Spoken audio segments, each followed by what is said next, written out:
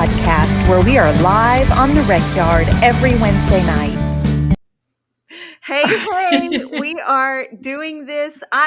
We even made it. It's at the 7:00 time, I think.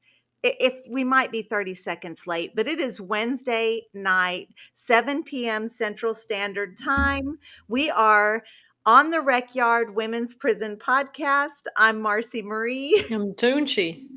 Toonche, we did it. We are on. Now I had a trial run. I thought we were live and we started the show and then I looked up and we weren't live. And we were really, I was prepared to just really keep talking. So it was a good catch because guess what? We'd have been 15 minutes into the show and wondering where everybody was. We really would have wondered why. People were already in the chat, so it confused me, but I would have been looking at the people that are watching and thinking, hey, what did we do to make everybody mad last week? Oh, just it doesn't take much. It really doesn't.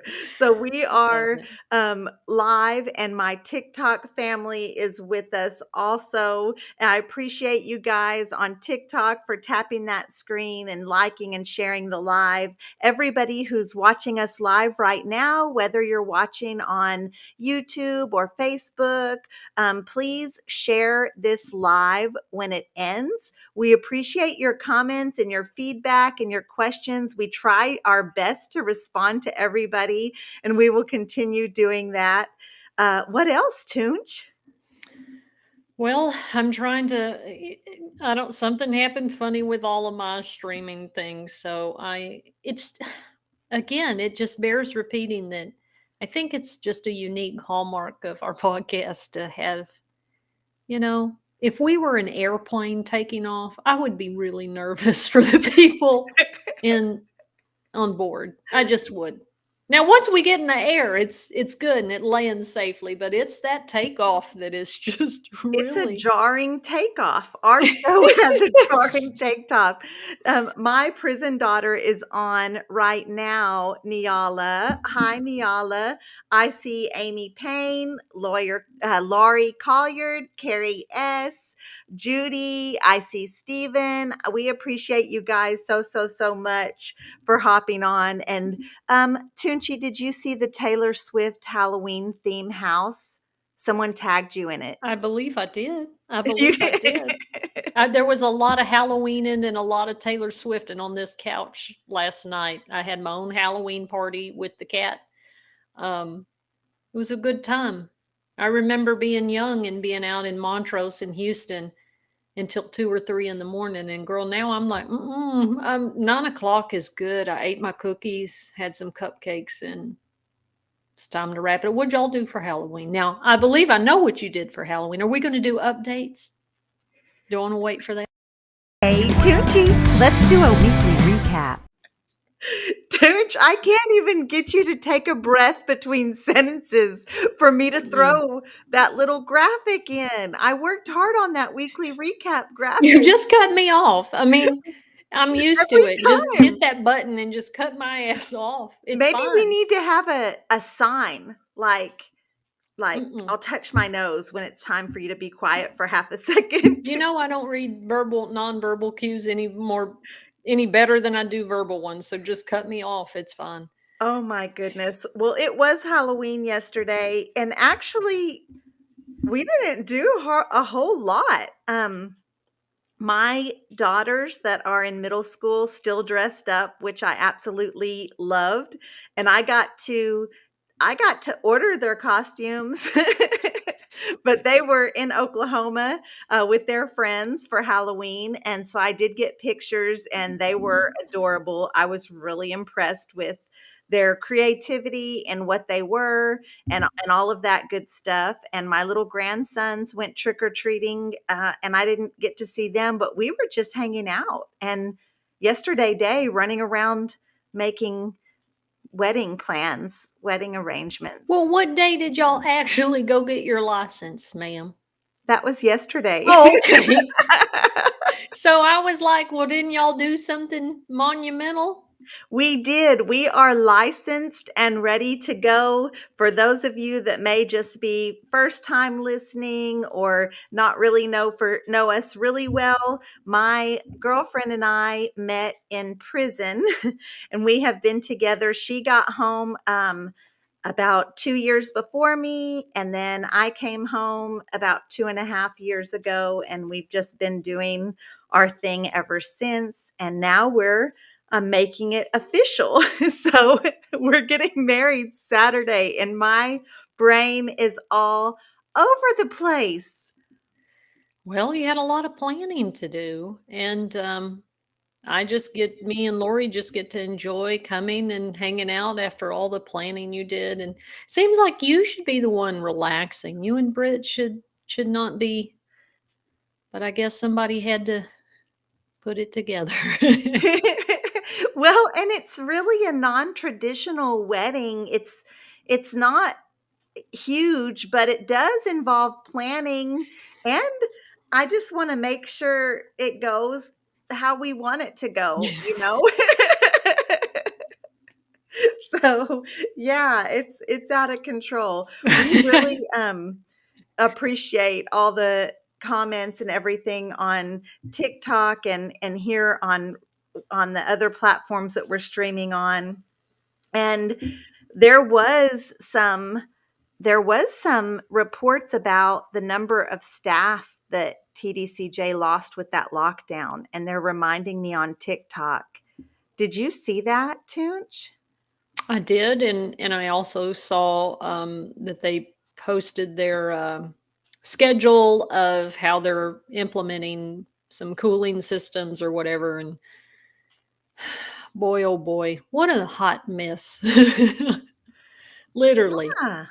Yeah, I think that they finally did post about TDCJ finally did post about their plan, which they did verbalize at the board meeting exactly but what it boils down to is it's still a lot of people incarcerated in Texas with no climate control. It's just not enough, simply not enough.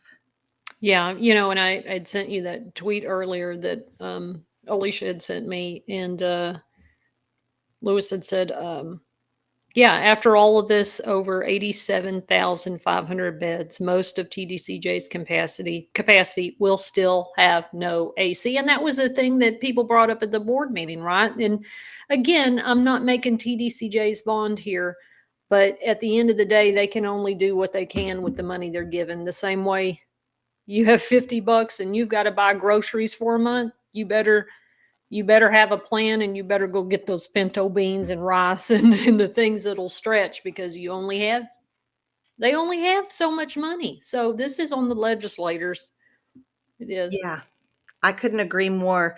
Texas had money in the budget to make safe living conditions, at least safe temperatures in our Texas prisons, Right. and they absolutely decided not to. I'm getting questions about wedding registry, and Brittany and I just want to thank everybody that has asked us about that.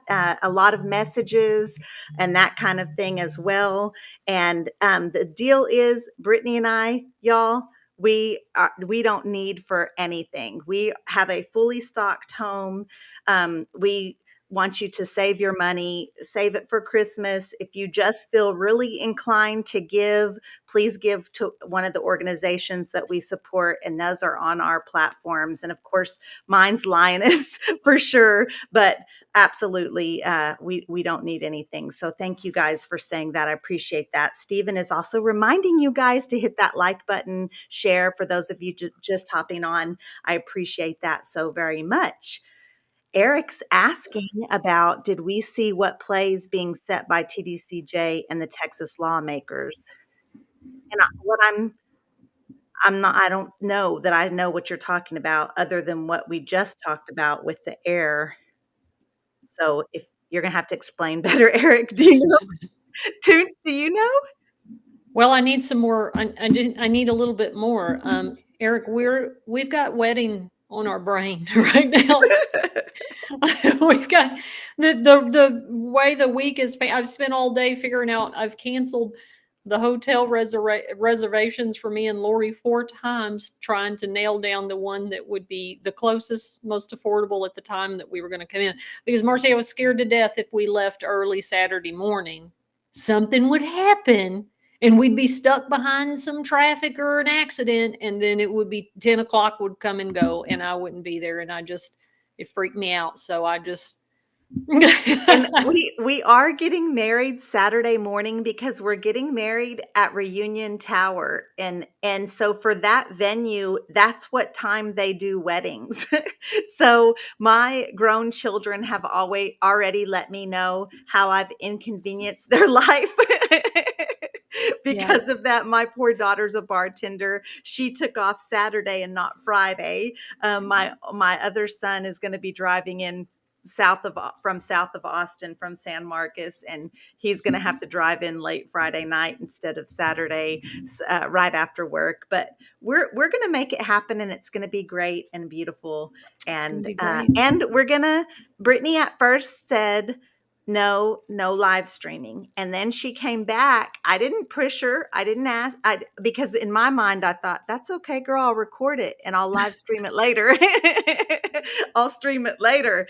And my people are going to be a part of it, but now she's saying, actually, I don't mind. So we're going to have to test the Wi-Fi there, but I'm going to set up to share with you guys. So you guys be prepared for that, and lots of pictures, all the good stuff. And it's going to be a good day. We don't have to keep talking about the wedding. Did Oh, well, anything it else? just is exciting. It is Exciting for exciting. so many reasons, right? It's exciting because y'all are able to get married, and the way things are politically and with our government, it's so scary about our rights, our civil rights. So that's exciting. It's exciting that, yeah, what you posted from my prison wife to my actual legal wife. I mean, just for those of us that remember how important our relationships were on the inside, and to see them um, actually be successful in that transition. I mean, that's kind of the trial, right? Like, even friends don't make it. It's a real thing. And so to see that, and then plus as your friend and Brittany's friend, it's really exciting. And I've only been to Alexa's wedding as a friend. The only other weddings I've ever been to, girl, was when I was little at the church, and I'd have to sit there and I'd eat all those little mints, those little pastel mints, and There make won't myself be any sick. of those Thank at our God. wedding. I'm sorry. I used to throw up on those because I have no skills in moderation. But that's the only real wedding that in my brother's wedding. So this is fun for me and exciting for just to see y'all happy. What a joy. Yeah, thank you for that. We have been kind of talking this week, Brittany and I, about just kind of the obstacles that we overcame that were unique to our situation, because we did bring a relationship from the penitentiary into the free world. And then also, there's just this little part of us, Toonch, that just wants to say, we told you so, to all of those officers that were so hateful and rude to us, and told us that we would not only would we not amount to anything personally, but that our relationship would never end, or never end up like this out here. People specifically told Brittany things like that, she'd forget about me when she went home, God. like just very much a, actively against it, which is so odd because it affects them zero. Well, I mean, for many of them, we've talked about here before, not all of them, but many of them, deeply unhappy. They don't, anytime we were happy, it was that whole, you don't deserve, why do you deserve to get to be happy and I don't? Because, you've broken the law and you're here. So I think it kind of stems from that. But, right? Like, I Yeah. can't wait for them to see how lovely the wedding will be. Yeah, it just it does make us a little like just hold our head just a little bit higher, knowing that we had people that were actually rooting against us. So, Eric did elaborate before we get started on our topic tonight. We're talking about Thanksgiving, how that looks inside of a female's prison, what kind of special things did women do to make their day special. We're going to talk about everything from food to how everything. And also, just because the holidays are coming up and TDCJ does have these new rules in effect, these new policies regarding mail, how can you support your loved one still effectively and getting around some of those, not getting around, but navigating through some of those policies so that you can still be supportive of your loved one inside. So Eric is going on, he's talking about the way he says basically the immigration laws set to lock up um, immigrants that have no families here in the US and they do 80% of their time. Then the RPD is going to big units promoting their programs for even more funds. And he's just mentioning like free inmate labor. So I'll tell you what, Eric, my mind has been on the wedding for sure. Uh, yeah, I have not been keeping up with that. Yeah, I mean, this past couple special sessions have just been, really, really intense about immigration and vouchers and, all those special items that the governor couldn't get through the regular session. So he kind of, he'll just keep calling special sessions until it happens. Yeah, it's kind of disheartening to be in this state right now. And frankly, just the state of our world. There's so many things going wrong. I think that when I first got out of prison, I was kind of naive to so many disparities that were going on out here. I was hyper focused on my situation inside and then coming home to the division because of politics, the division because of just all of the things, and then the things going on between Israel and Palestine and so many lives being lost that it's kind of hard. I haven't been able to make a lot of content, and partly because I'm with this wedding, but there's some guilt that comes with that. And I even thought, I have a very good friend that's Palestinian, and he's having a hard time. You know, his family is here, but his ancestors and his heritage is from there, and it's really affecting him.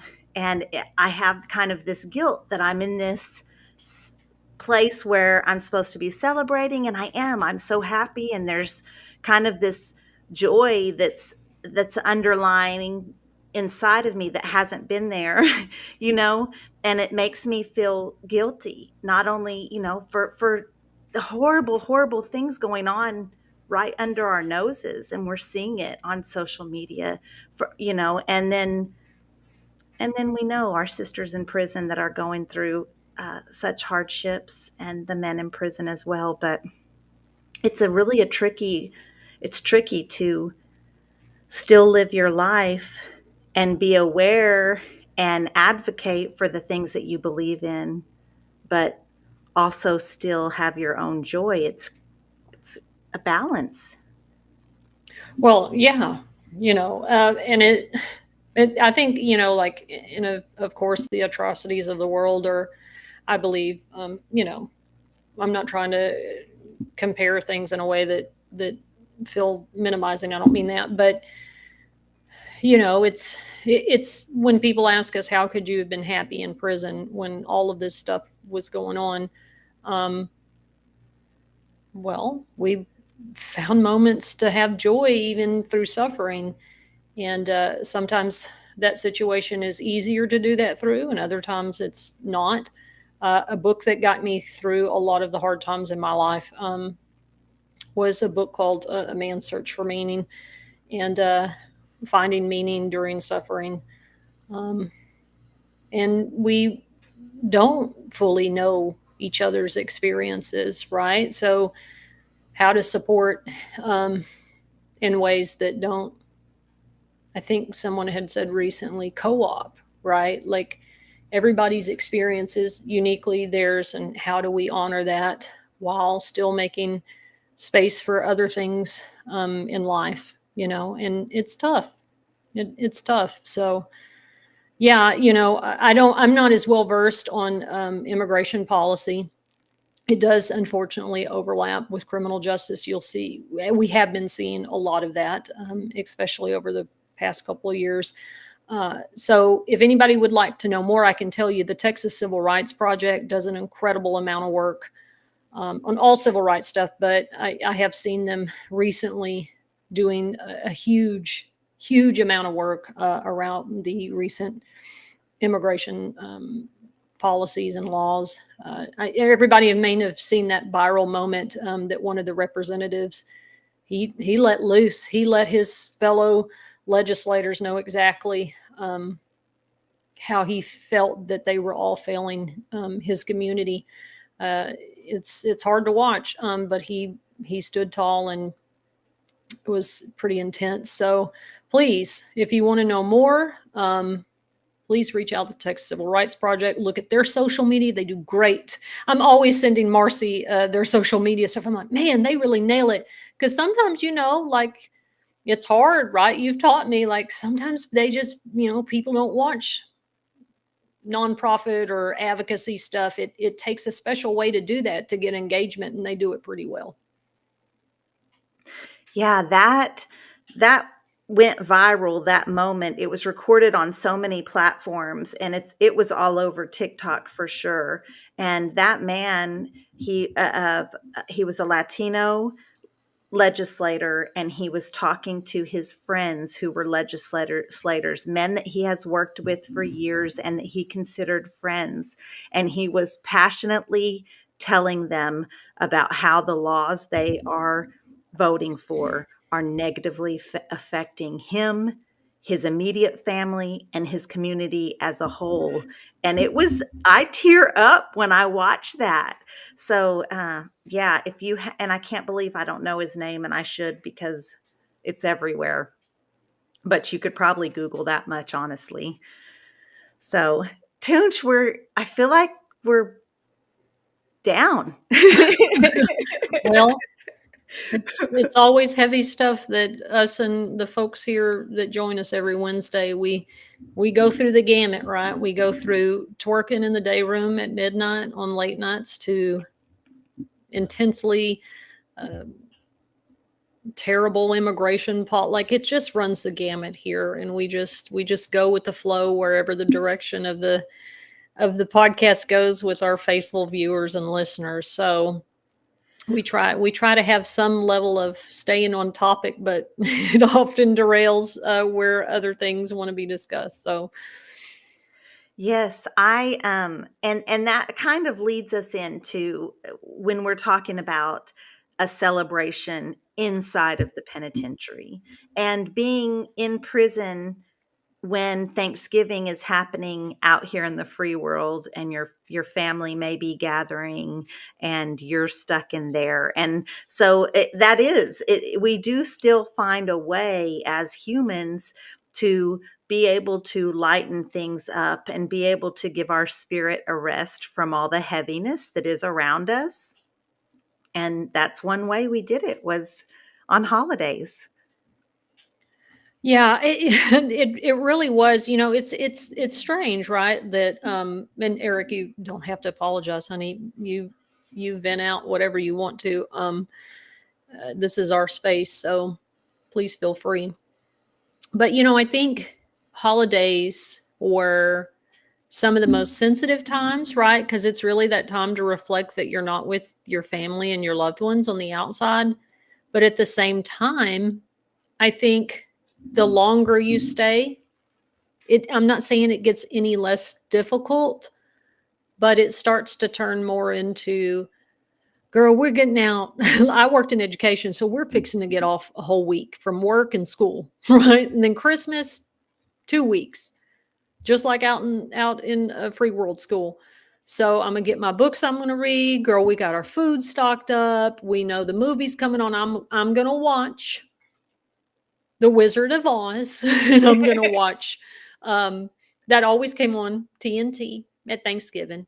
I'm gonna watch when we had AMC before they took that away. We would just sit there and watch movies all day, right? Like there were certain things that it didn't matter. Every year we looked, it was like it was our little holiday ritual, just like you have at home when you have times you decorate the tree and everybody goes. I remember my family used to drive around town and look at Christmas lights, right? I mean, we had our own little things to look forward to. Did did the holidays ever get easier for you? Well, they were different, right? It was a funny energy because people were, especially once I got to the real unit or the ID unit, the big unit where people had been there for years and people had already established routines like that. In county jail and even at the intake unit, the holidays, they were not great. They were really rough. And I remember having a really hard time not to just lay in bed depressed on those days. In fact, Mother's Day, I was in county jail for Mother's Day, and that hit me really hard because that's just one day that I know I would be spending with my kids. And now that they were out there with no mom to spend Mother's Day with, and I just felt horrible. And I remember one of the girls saying, "Hey, maybe they'll feed us good because it's Mother's Day." Because the food in county jail, guys, God, it was way worse it than the was terrible. penitentiary. It It was terrible. was horrible. I mean, there were days where I only ate bread because there was nothing edible that they served us. But so we kind of had our hopes up, and the trays came, and it was still that little thin slice of God. mystery meat, and it was no acknowledgement by the staff or anything. And I was just like, man, this was rough. That was rough. But once I got to the big unit, I kind of had come to terms with, I'm not there and I can't change that. I'm not with my family. There's nothing I can do to change that except for call. And I remember I didn't even love those phone calls, frankly, because the whole family was there and I would be on the Mm, phone and I could hear everybody, and I could hear my grandmother, "Marcy's on the phone," and my cousins that I hadn't talked to since last Thanksgiving, right. would want to pick up and talk to me. And those conversations were always awkward because we hadn't spoke. Mhm. So they don't know just to say, "Hey, how are you?" They're tiptoeing around me. And I mean, it was yucky. I hated that part. I almost it almost got to where I was glad when that part was over and I could just get back to completely immersing myself in my prison self and be with those ladies that were there with me, that were physically present, so that I could kind of let go of some of what was happening outside and not let that kind of hurt. And it sounds crazy, but you do have to kind of let go of some of the things outside to survive in there. Oh yeah, for sure. Like, I mean, I was happy to talk to I would brace myself, right, to finally, because the phones, we didn't have the tablets, so everybody had to wait on the phone, which took all day. But I mean, I would make that phone call and I kind of looked forward to it and I kind of dreaded it because everybody would be there and I could hear everybody, and it hurt so badly. It hurt in ways that, I called my family every week, but it just hurt in ways that were really hard to describe. And I just wanted to get through it, make my phone call, and then go back to, girl, we've got games planned. We're watching, we're watching movies that later they're going to put on probably the Dallas Cowboys, but they're going to put football on, right? I'm not a football fan, but it was just comforting that everybody's cooking. We went to the chow hall. The times that the warden we had would let us bring food back and then others wouldn't. So everybody's getting in front of me and packing food out. And it's just this whole thing. And then we go to rec later that night. And we come back in, they're watching football, and we've gotten our little Johnnies with our orange in our apple, which you only get. One of my favorite videos is of you in front of the Christmas tree with the orange and the apple, right? Because that was a real treat for us because we didn't get fresh fruit like that because they were scared we were going to make hooch with it. People are getting alcohol in clear water bottles. They're not going through all that, especially not women, right? So we would be so happy about those apples. Them girls. Now you tell me if girls at Lay Murray did this. They would take the peelings from those oranges and put them in their conditioner until it just fermented. I'd be like, girl, what smells like sour ass up in here? And she's like, oh, is it my conditioner? I said, is that with the orange peels? And this is like March. And I'm like, honey, you need to throw that away. It doesn't stay like that. We use those orange peels for everything. We would make air freshener with those orange peels. We would put them on our cubicles, rub them all over our fingernails and That's our right. cubicles. And we had girls that would like squeeze the peel and just get that tiny little bit of oil that would come out of a peel, and they would be rubbing it under their eyes. And man, yes. So yeah, definitely in the conditioner, in the baby powder, in everything that we could get our hands on. Yeah, we definitely did. And in Texas prisons, in my experience, you guys that did time on other units can tell me if it was different. I only saw an orange and an apple 2 times a year, one on Thanksgiving and one on Christmas. You got an orange and an apple on Thanksgiving and an orange and an apple on Christmas. I didn't see them any other time. So they were massive. And I'll tell you what we would do. The girls that were doing more time, like if you knew somebody was going home that year at some point, it doesn't matter if it's June and you know you're going to be there for a while more, it was perfectly good etiquette in there to say, "Hey, you're going home. You're going home this year. Can I have your orange?" Right. Like, girl, you don't need you're fixing to experience this, and why did we do that with the orange peels?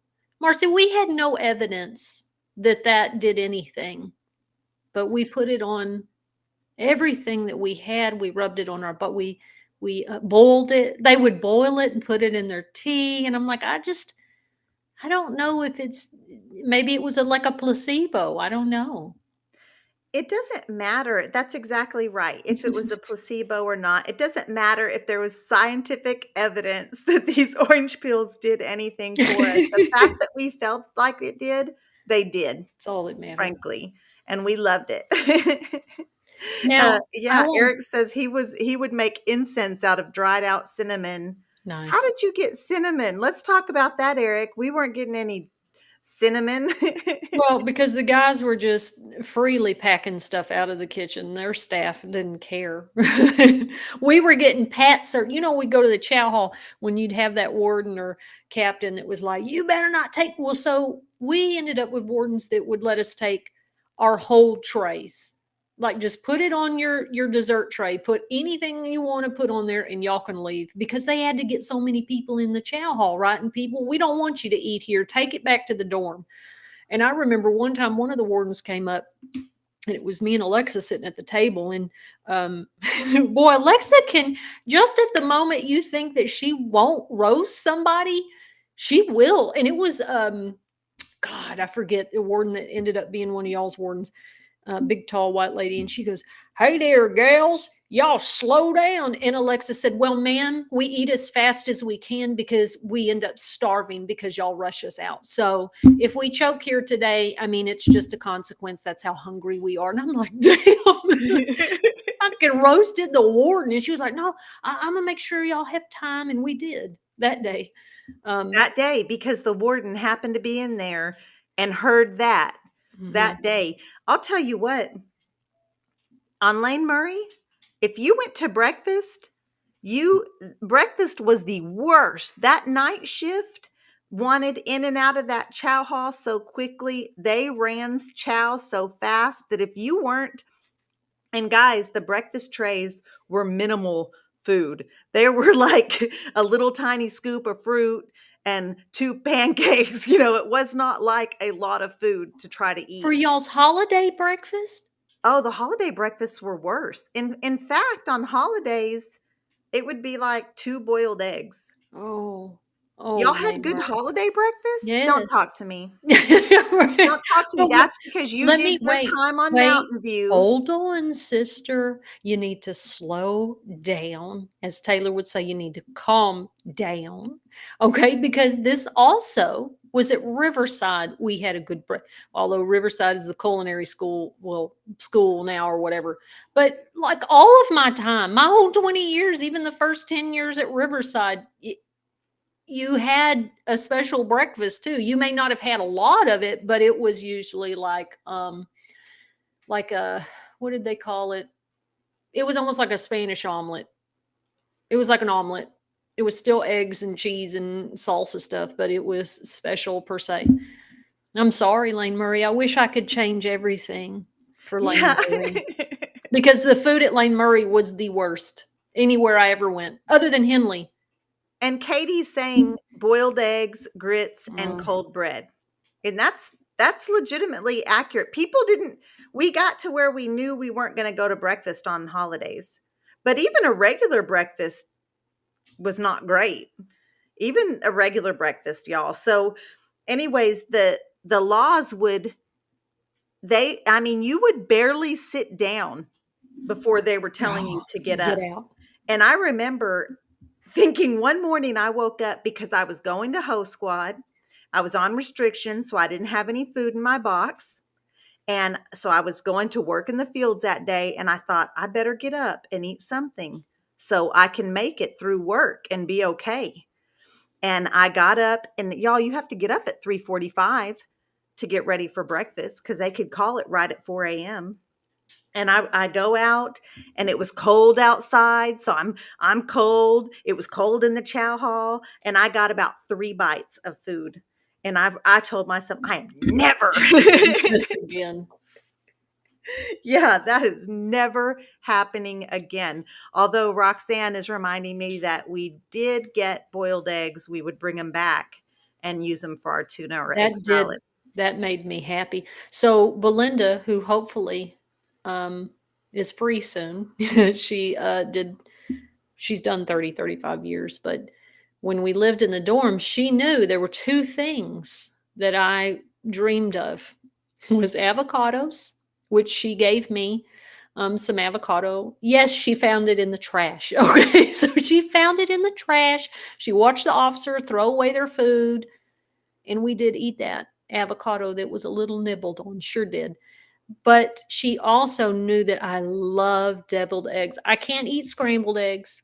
I can't eat a whole lot of deviled eggs, but I love me some deviled eggs. So she would get a whole, I mean, just a huge bowl of boiled eggs and make deviled eggs for Christmas in the evening. So We did like to make deviled eggs for the holidays. That was several.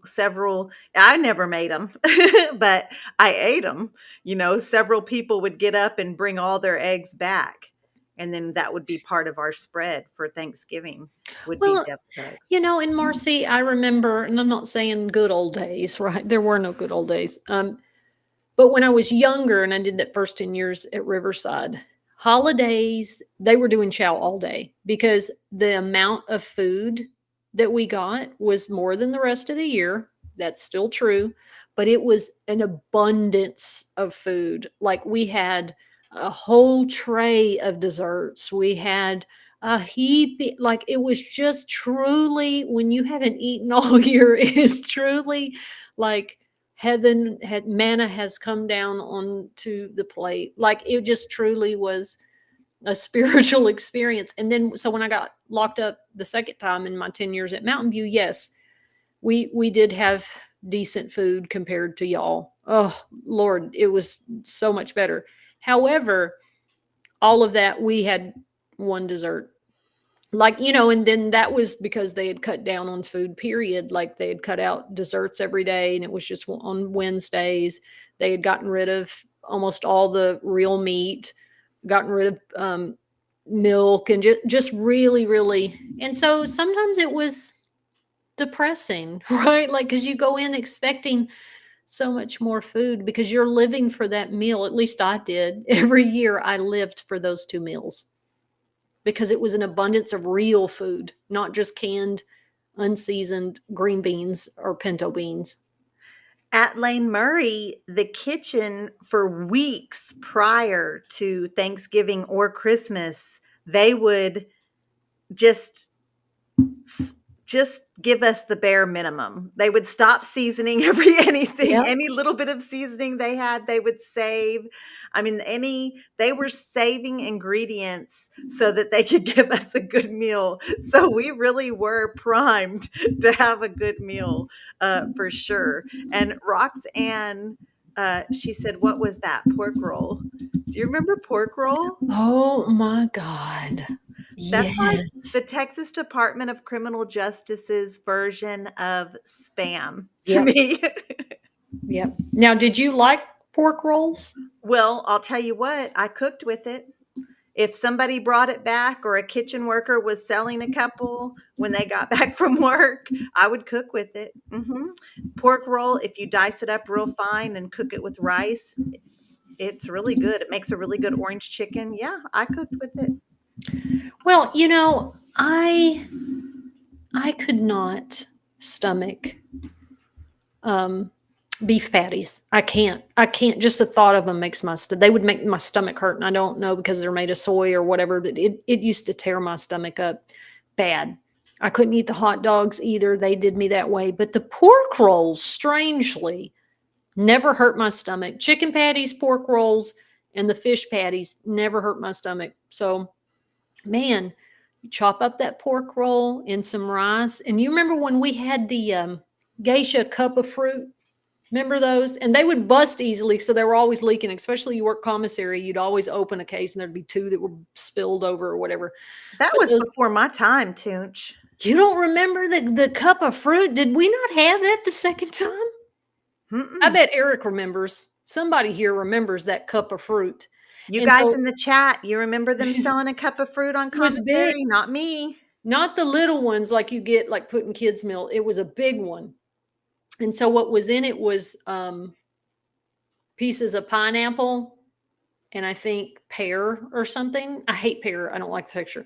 But anyway, you could take the pineapple and cook it with the pork. And then it's, like pork and rice and the pineapple, the sweet and sour. It was delicious. It I was, remember people trying to bring home their fruit from breakfast to cook in their rice. Or if you could get a kitchen worker, sometimes you had kitchen workers that would do special orders for you and they would bring you home a cup. You would get the blue mug that was a kitchen mug covered in whatever the kitchen worker could find, smuggled back to the dorm, and you could cook with that fruit. That was terrible. We ate all kinds. Y'all, I bought sugar from a kitchen worker one time. I had ordered it. The commissary was out of whatever sweetener they had at the time for your coffee. So I told the kitchen worker, "Hey, if you can bring some sugar, I'll buy it."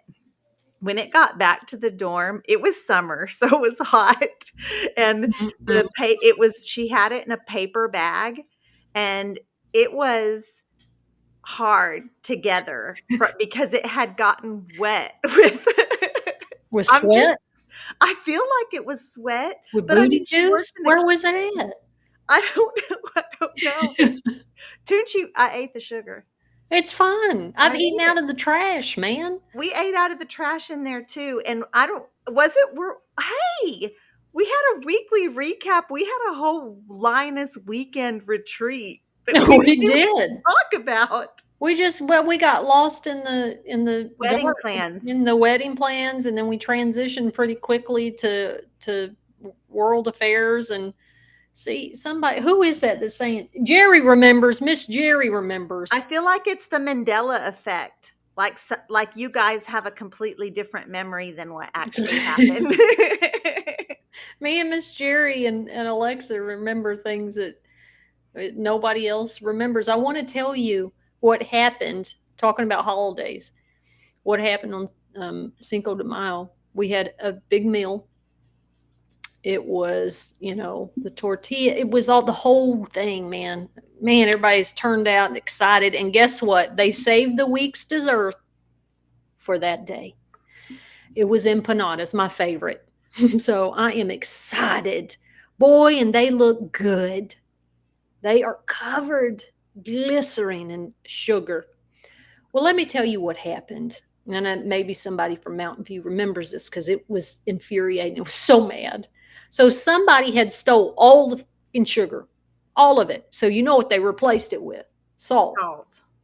So they made the empanadas, trays of empanadas, and then completely put the glaze on there and put a layer of salt.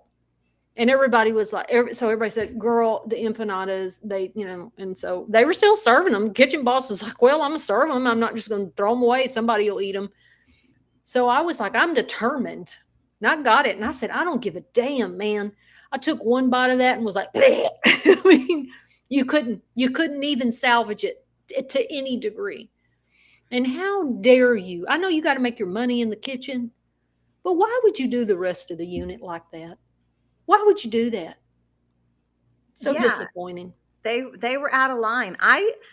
Hey, I'm all down for however you have to do to survive in there, whatever the hustle is. But when it comes to impeding on other people's stuff that you're incarcerated with, that's not cool.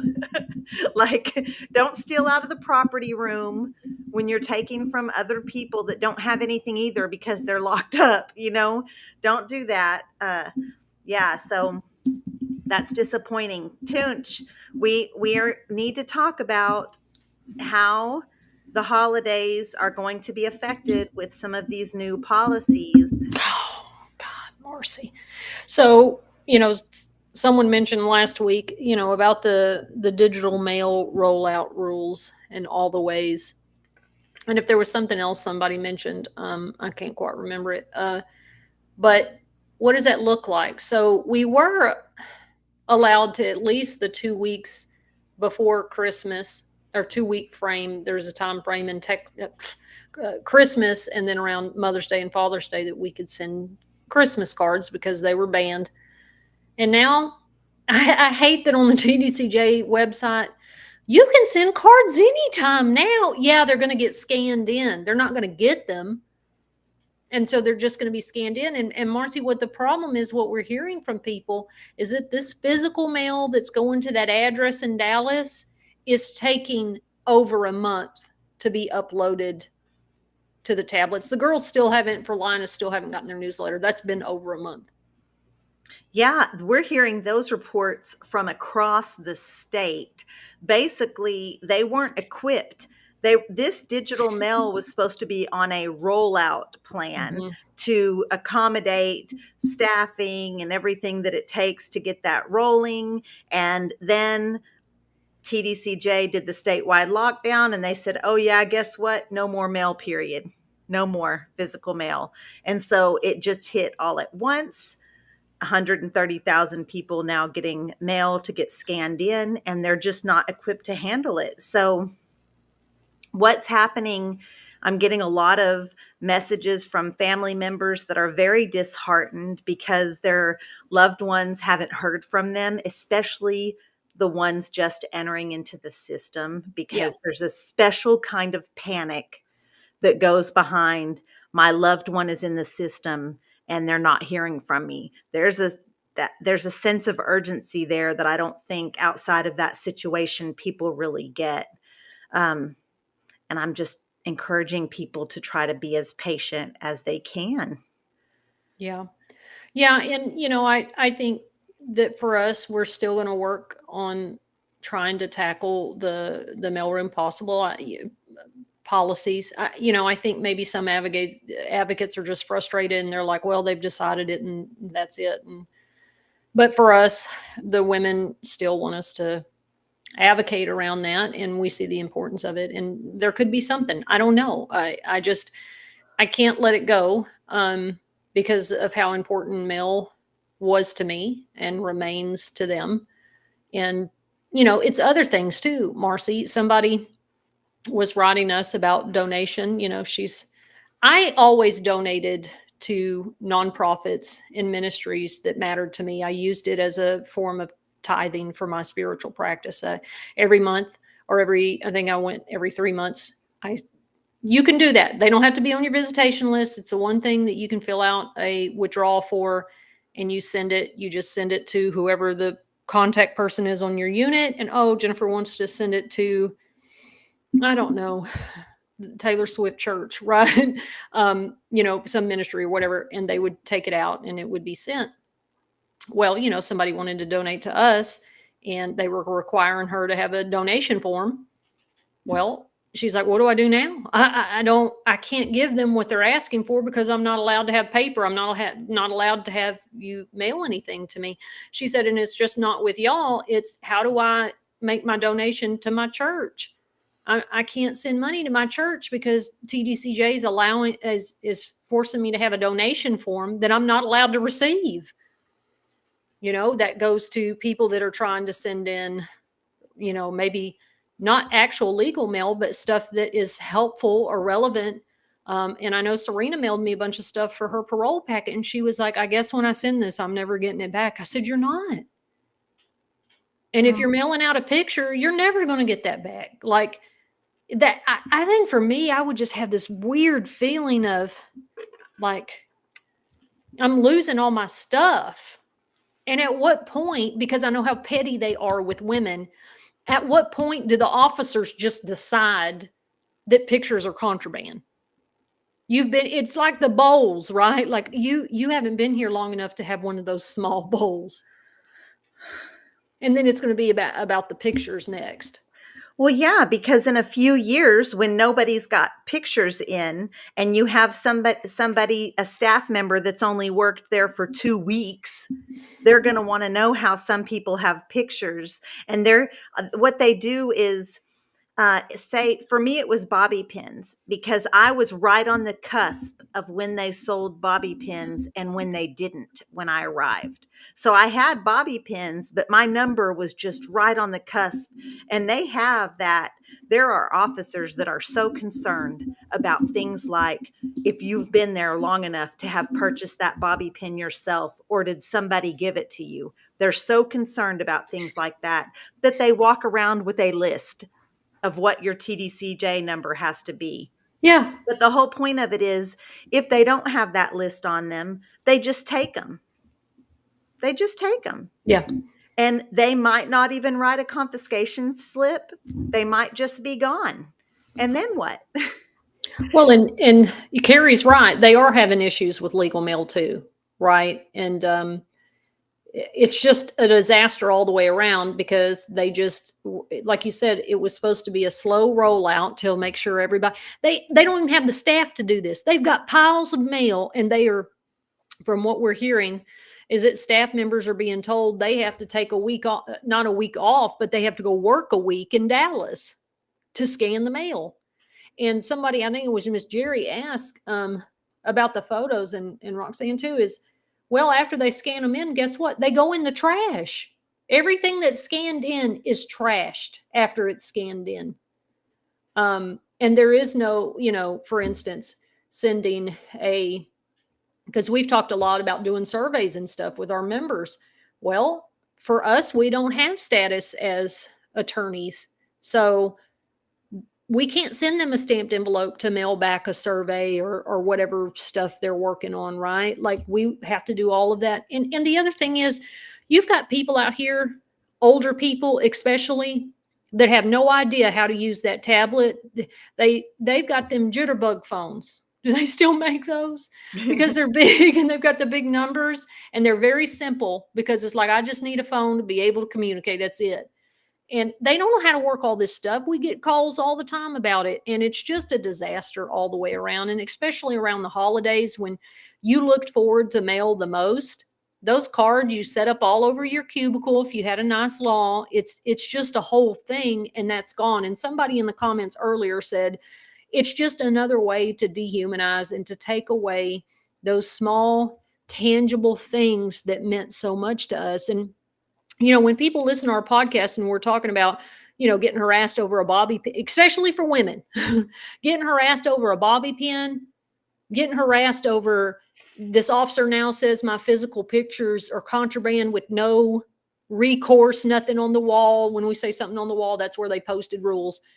Those become major cases for us. And major case means no visitation, loss of good time, affects parole.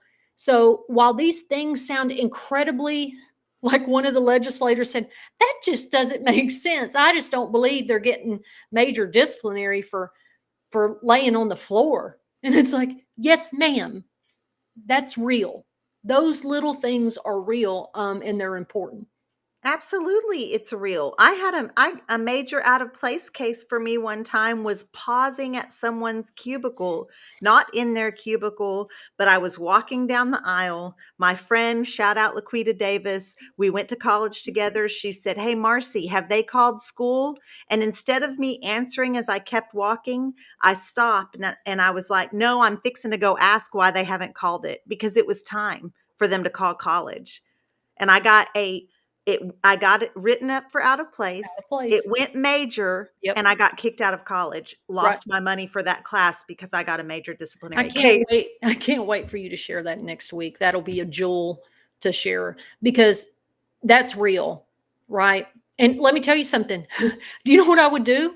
I would just walk up and down the hallway and talk to somebody and then walk back the other day. And so the officer would say, "Toon, what are you doing? You just keep walking up and down the aisle." I'm like, "Well, I haven't stopped."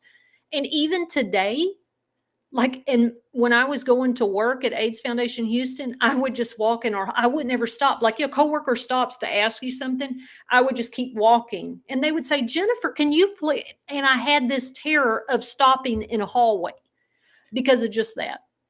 Yeah, And it's in us. It's in us that that's not allowed, and that definitely happens. Cynthia's watching on TikTok, and she says that she mailed her son a handwritten letter to the New Dallas address on September 6th, and he still hasn't gotten it. And that it's just is not ridiculous. surprising me.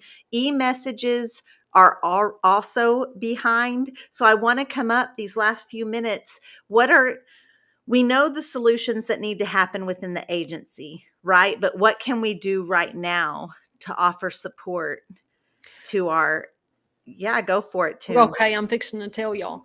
So, and I should have had this queued up already, but one of the first things, several things, right?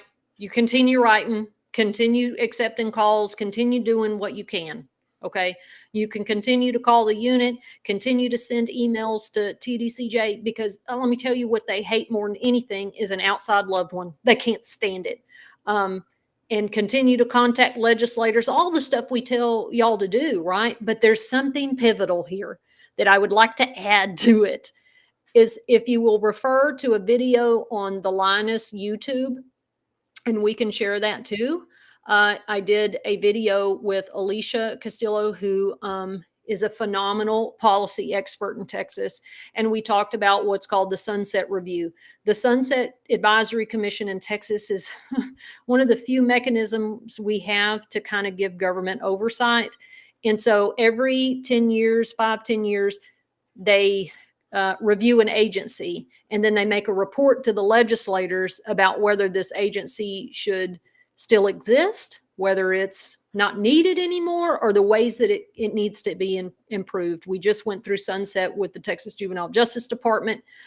They have a whole website, right? And under review right now is TDCJ, the Correctional Managed Care Board. They're the ones that oversee all their medical care. It's a separate board, the Board of Pardons and Paroles. So what you do is you make public that video that me and Alicia did, laid out, even screen shared, all of that to show where you go to fill that public input out, which is until February. Now, why is this important? Okay, because people, we all know what the problems are, but we have to be part of actually voicing that in the right way. So those reviews, what happens is that the legislative season starts, and you've got this report from Sunset, which the legislators respect highly. Okay, and these are people that are just hired to formulate ideas based on the report from the agency. The agency self reports. They identify things that they feel like they need to be better. Okay, well, half of that shit doesn't have anything to do with what we know as people with lived experience believe are the real problem. So we can get mad when Sunset produces a report that calls for A, B, and C, but if we didn't participate in the input to that report, you know, if you didn't vote, you don't get to bitch about the president. You can, but there's no validity there, right? Because you didn't participate. So it seems like a small, unsexy way to advocate, but it's huge.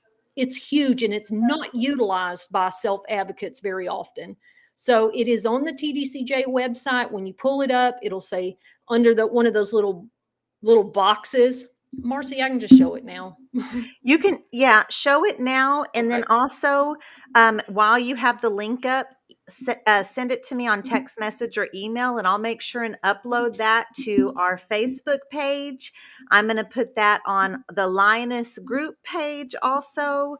And I have a feeling that this sunset review is going to be something like the board meeting was, where they're going to be swamped and we're really going to catch them by surprise, because frankly, they're not used to so many advocates They're not. coming forward. And the last time this sunset review was taking public comment, there was none.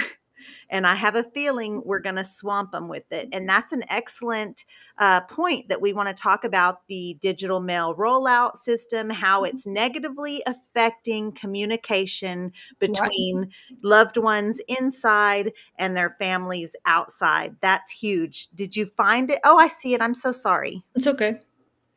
Okay, so you guys that are watching us, and Toonche, vocalize for the people that are listening. We're on the Texas Department of Criminal Justice website. Okay. I was just trying to click through to find the banner of it. Girl, come on, TDCJ. There's so much. There we go. Their website is not that user friendly, because it's really not. It's a such a massive cluttered amount mess. of information. So there's kind of just a screenshot there of that. But if you'll come down here, look at my little pointer here under find a facility, keep going, see where, and it also, there's that air conditioned construction project plan. You can click that if you want more information there. But where it says participate in Sunset Review, you're going to click on that and it's going to tell you what Sunset is. And it's going to say, here are several ways to provide comments to Sunset staff. You can email, you can submit comments here, you can send in a letter, or you can actually call and speak to somebody. I'm going to tell y'all something. When my boss told me a long time ago when I worked at AIDS Foundation Houston, she said, girl, if it ain't in writing, it didn't happen. So I wouldn't call. I'm always going to put, even Marci, when I get in trouble for it, I put things in writing. Right. So over here where it says submit comments online, let me see if I can click on that and it'll change. Okay, so here is the Sunset advisory page. And what you're going to do is, you see where it says agencies now under review. You click that. Look at this. This was for the 89th legislative session. All of these agencies are going to have reports submitted to the legislators.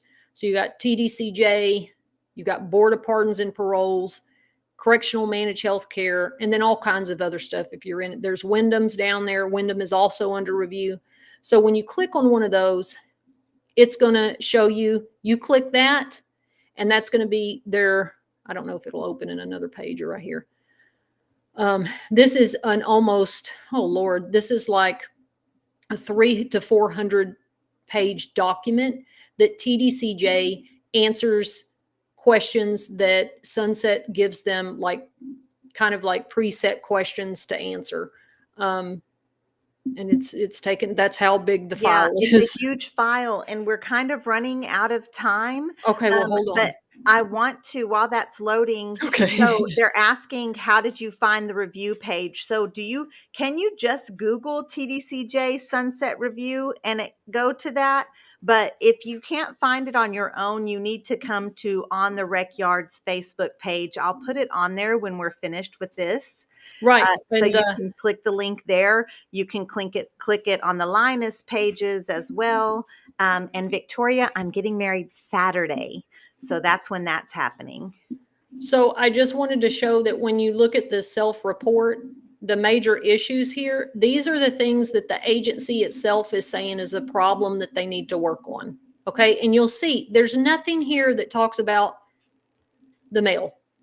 There's nothing there that talks about it taking that long for your loved ones to get mail. There's nothing on there that talks about your loved ones aren't getting outside fresh air recreation because of the shortage of staff. There's nothing on there saying your loved ones are getting retaliated on for filing grievances or whatever other issues you and your loved ones are experiencing firsthand. That's what needs to be brought to their attention, because the Texas Department of Criminal Justice is not going to say those things. Right. And if you, when you're back at that first landing page, I showed you agencies under review, and you can click TDCJ and read their report. You click here that says how to participate. Okay. When that happens, it's going to give you the timeline for when things are happening under this review. Okay. Over to the right, you can contact them, you can join the mailing list, but this is what you want right here, this public input form. And you're just going to choose what agency, and you're going to say, you don't have to have an organization you're affiliated with. The things with the star, that's the most important. You've got to have an email address. And there you put your comments. And remember, it's not just complaining about a problem. It's what is your idea for the solution? Okay. You can add a file or pictures or PDF files or whatever. And you can also click, Marci, down here where it says my comments will not be made public for fear of retaliation. Or if you don't care, then you can also just submit with your name on it. And that is how it works. It's that simple. And then I understand that incarcerated folks can write a letter to them as well. That is correct. So we'll make sure and have that address and all that information. Guys, we're so over, and we're so sorry that we kept you so long, but that was really big information. I just want to thank you again for joining us tonight. Thank you for hitting that like button. Thank you for subscribing to our channels. Thank you for your comments and all of the chat tonight. We appreciate it. We love you all so much. This is truly the highlight of our week, guys. Really is. When this live is over, we would really appreciate it if you shared it, and that just helps us to reach an even broader audience. Next week, Toon and I will be together. We will be in Atlanta at the National Higher Education Conference. Say it the right way. the 13th annual Higher Education Conference in prison. So it's about higher education stuff in prison, and I probably mangled that too, but it's with the Alliance on Higher Education in Prison. So it's going to be intense. There'll be a lot of people there. And we might I wonder if any of our other co-hosts might hop on and talk. Our Alexa or Angel might Lori talk, will be there. We'll talk about higher education in prison. We should talk about that next week. And it just makes sense. Yeah, and we'll be live together. Thank you guys so much. Any final thoughts, Toonche? Like 10-second thoughts. 10 seconds. Hey, if you haven't got 1989 Taylor's version, it is the banger. Okay, you snuck that in on me. I did it. Thank y'all for hanging out with us on the Recyard Women's Prison Podcast with Marci Marie and Toonche. Make sure and subscribe